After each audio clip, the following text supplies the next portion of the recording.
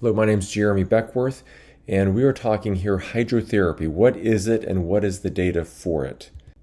So to start, we'll talk about the immune system. There's two aspects to it. There's the innate immune system and the adaptive immune system. The innate immune system is the first responders.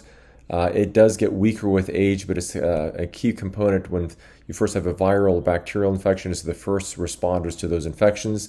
The adaptive immune system, your body produces various antibodies for the current infection, but also future infections. So it actually gets stronger with age.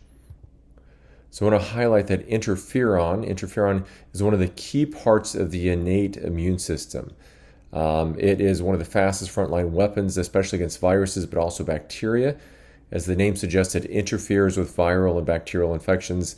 It's really a signaling protein made by cells. It detects an infection, recognizes viral genetic material, and the infected cell releases interferons, which warns neighboring cells, binds receptors on nearby cells, switches on antiviral genes inside those cells, and it creates an antiviral state, blocks viral replication, destroys viral RNA, and slows protein synthesis, making it harder for viruses to infect. So it activates the immune system as well, like natural killer cells.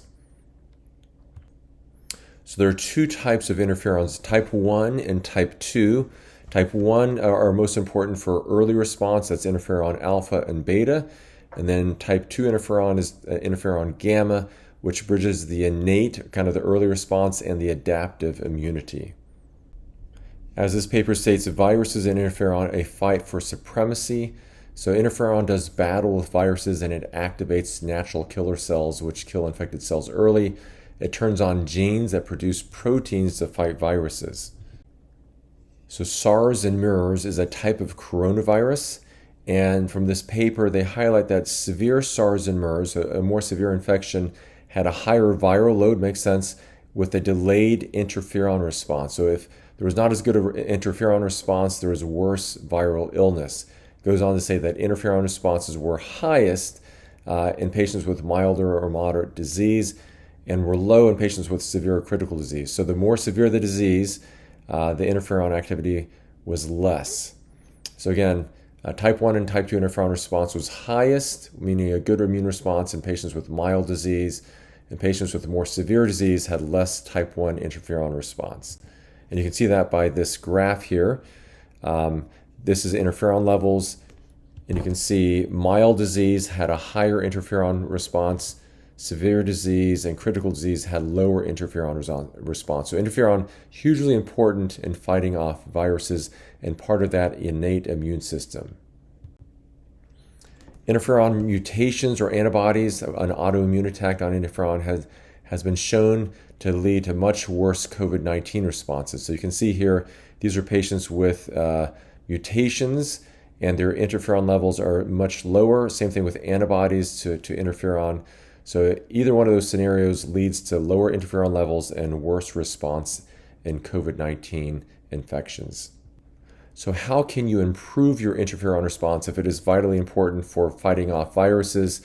This is one powerful study. It looked at immersion in a water bath up to 105.8 to 113 degrees Fahrenheit, and they increased the core body temperature, and there was a tenfold boost in interferon response.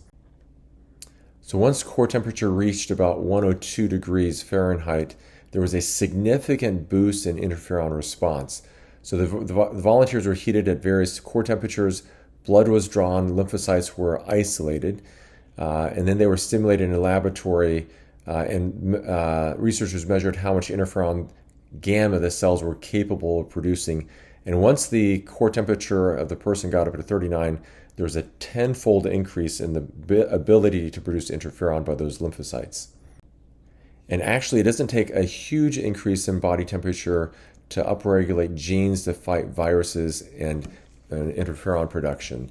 So this paper here showing just a slight increase in core body temperature to 100.4 upregulated those genes to fight viruses. You can see here the different body temperatures. Once it got to 100.4 Fahrenheit or 38 degrees Celsius, there was a marked increase in genes that target viruses. And the authors state that the temperature of 100.4 strongly increased the expression of genes in two branches of antiviral immunity, and higher body temperature correlates with reduced SARS-CoV-2 replication.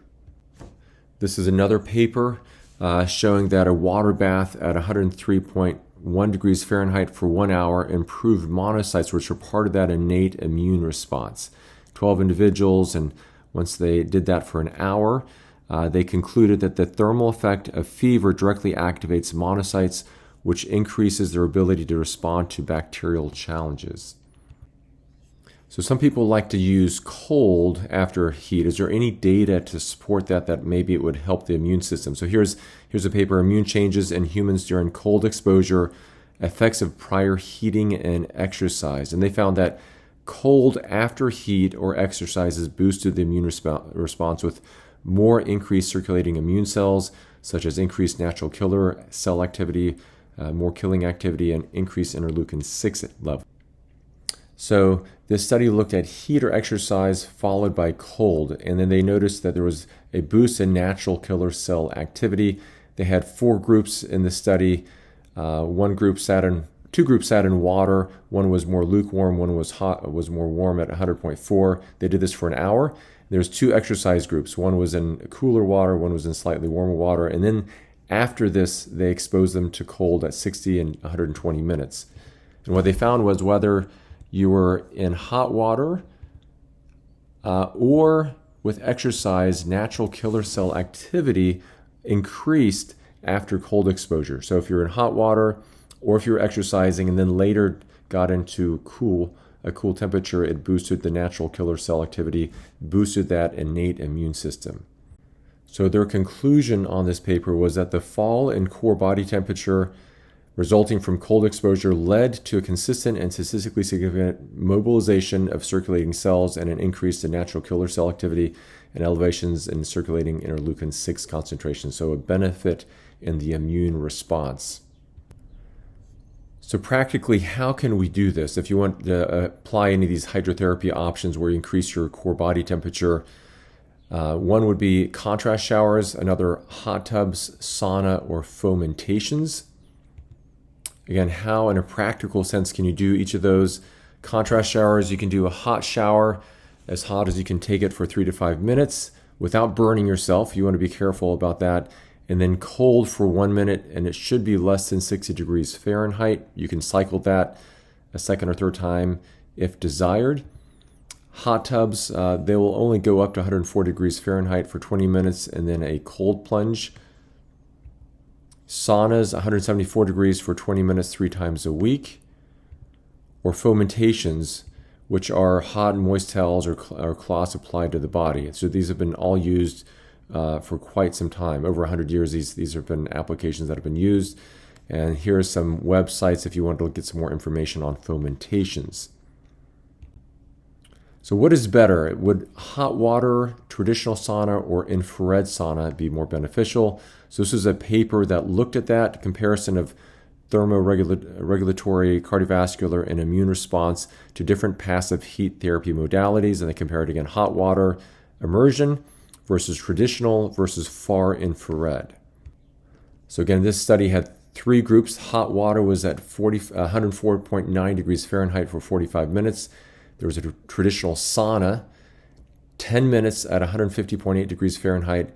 Then they cooled off for 5 minutes and they did 3 cycles of this. Now, probably most people, if you get in a sauna, are not going to do 3 cycles, but you may stay in there longer, 20 minutes. And so this may be a little bit different than what people typically do. And then the third group was far infrared sauna, which was 113 degrees Fahrenheit for 45 minutes. And I just want to highlight that the infrared saunas are in the far infrared spectrum, not the near infrared. Near infrared is what we know impacts the mitochondria. The infrared saunas really are more for heating than some of the benefits we've talked about in the past about impacting the mitochondria. So overall, the core temperature was better with the hot water immersion compared to the 2 saunas. And this is, you can look at the core temperature. This is the hot water immersion, and you can see the core body temperature clearly got better with hot water immersion compared to with the two saunas. This is traditional sauna, did a little bit better than the far infrared sauna. But again, if the traditional sauna, if they went in and out for 10-minute cycles, if they had been in for 20 minutes, it's very likely that the core temperature would have been better. Skin temperature was highest in the traditional sauna, but again, the core temperature, what you were aiming for, was best in the hot water immersion. Weight loss in this study was actually more so through weight loss through sweat, I should say, was more so with hot water immersion, then traditional, and then thirdly with far infrared sauna.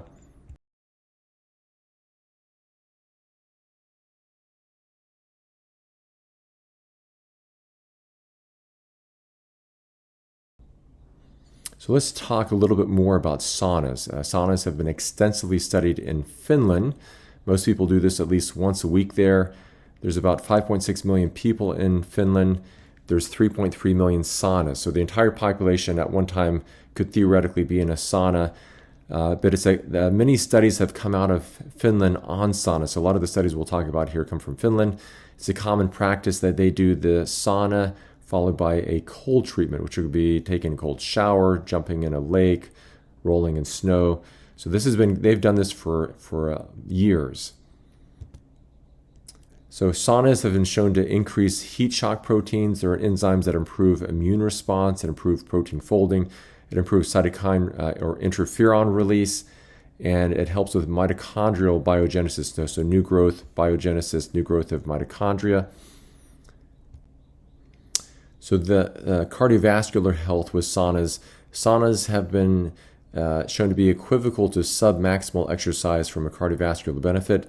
This paper here, the blood pressure and heart rate during sauna bath correspond to cardiac response during submaximal dynamic exercise. So if somebody's unable to exercise because of pain or another reason, a sauna is another good alternative, assuming they are safe to get in a sauna from a cardiovascular perspective. So saunas decrease cardiovascular and all-cause mortality. So if you look at sauna use, whether from 1 time a week to 4 to 7 times a week, you can see that the relative risk of all-cause of death decreased 63% in those who use the sauna on a regular basis. So there is a clear benefit from a cardiovascular and all-cause mortality with sauna use. There's benefits, again, cardiovascular studies for congestive heart failure, ischemic heart disease, peripheral artery disease, dyslipidemia, and even inflammation, reducing C-reactive protein, and so forth. So a number of studies showing there are strong cardiovascular benefits from sauna use. So saunas have benefits in cognition, depression, and diabetes. You look here from a cognitive perspective, it increases BDNF, which is the fertilizer or growth factor in the brain, supports learning, memory, promotes neurogenesis, neuroplasticity, and appears to improve mood. BDNF, the brain-derived neurotropic factor, besides sauna use, it improves with exercise, adequate sleep, intermittent fasting, low-fat diets, and near-infrared studies have shown that it has a benefit as well. So it has a benefit from a cognitive dementia perspective, depression, and things like, has a benefit with things like diabetes. Saunas also improve endurance and prevent muscle loss. So endurance, 30 minutes twice a week, increase endurance, prevent muscle loss. Saunas help in detoxification. BPAs that you see in plastics and heavy metals are eliminated in sweat. So interestingly, these BPAs, when we got rid of BPA, then they started using BPB and BPC, which are probably no better than BPA. But anyways, heavy metals and some of these plastics can be excreted in sweat, and it can help with detoxification. So before sauna, you want to make sure you're drinking plenty of water. If you're pregnant, I would suggest avoiding saunas. Kids can heat up more quickly. There's more body surface area is different than in adults. And I would be very cautious with cardiac disease and ask your physician if this is something that's safe for you to do. And interestingly, this hydrotherapy has gone back over 100 years. This used to be a standard of care. This is a picture of the Battle Creek Sanitarium in the 1900s. And this was a common practice where they used hydrotherapy, ways to treat people to heat their core body temperature. These are pictures of fomentations, again, using hot towels on folks to heat their core body temperature up, keeping their heads cool. There's usually 1 to 2 layers between the hot towel and the skin so not to burn the skin. So it's just very interesting that back over 100 years ago, this was done, Battle Creek Sanitarium. Many famous guests came to it, and part of their standard of treatment was this hydrotherapy. From Amelia Earhart was a guest, C.W. Post, from the cereal company, Mary Todd Lincoln, Henry Ford, Eleanor and Teddy Roosevelt came, John Rockefeller. President Taft is pictured here at the Battle Creek Sanitarium. So it's fascinating just to look back at the history. If you remember the 1918-1919 Spanish flu, hydrotherapy was actually used by some places during that time, and there's some data to suggest it was helpful. So deaths was 50 million worldwide during the Spanish flu. A little under 1 million is estimated in the United States. And this is Dr. Rubel talking about hydrotherapy, fresh air, bed rest, sunshine for treatment, and look at some of their data. So during the Spanish flu, the flu could progress onto pneumonia, and when pneumonia hit, then the mortality rate was about 50%. And so this was a comparison looking at sanitariums which used hydrotherapy versus army hospitals. And once they got the influenza in the army hospitals, about 16% of them went on to get pneumonia, and in the fatality rate, there was 40%, so close to 50%. So once you got pneumonia, it was bad. In the sanitariums where they used the hydrotherapy, much fewer of them went on to develop pneumonia. Again, we talked about how that improves the innate immune system, interferon release, monocytes, and such. And so once they got pneumonia, though, fatality was around 50%, but much fewer of them went on to go from influenza onto pneumonia. So it appears to have been benefit there using hydrotherapy. So here's one more piece of data looking back at the Spanish flu, 1918-1919. This was a seminary in Minnesota. And at that seminary, 120 people got exposed to the Spanish flu. Again, this was not a good thing. A lot of people got very sick, ended up dying typically. So of the 120 that got exposed, 90 got sick, 0 got very sick, and there was no deaths. So much better than would be expected for that many people getting exposed. So they had a protocol there at this seminary, and what was done was they gave them fomentations to the throat, chest, and abdomen. They remained isolated, and the fomentations were heated towels to the abdomen, chest, and throat, as I mentioned. So this was very unusual for the time. 120 people got exposed, 90 got infected, and there were no deaths. It was a write-up because of this. It was so highly unusual. And again, just gives a historical perspective that, hey, maybe hydrotherapy was an effective thing back then. And now we have data to say, hey, yes, this does help the innate immune system. So in summary, we talked about hydrotherapy and heat, how it boosts the innate immune system. Interferon and white blood cell activity improves, has a fairly profound impact on the innate immune system. And cold after heat appears to boost the immune system response even more so. So how can you do this from a practical perspective? Contrast showers are one way. You do as hot a shower as you can without burning yourself, 3 to 5 minutes, and then cold for 1 minute, and should be less than 60 degrees Fahrenheit. You can also repeat that, a hot tub, 104 degrees Fahrenheit for 20 minutes, and then a cold plunge if you want to get that extra boost. Saunas at 174 degrees Fahrenheit for 20 minutes 3 times a week, or fomentations. Again, that's the hot, moist towels or cloths applied to the body. And those are some websites if you wanted to look further at that. So thank you so much. I hope you've learned something here. If you want any more educational videos, go to MedInfo LM on YouTube. Thank you so much.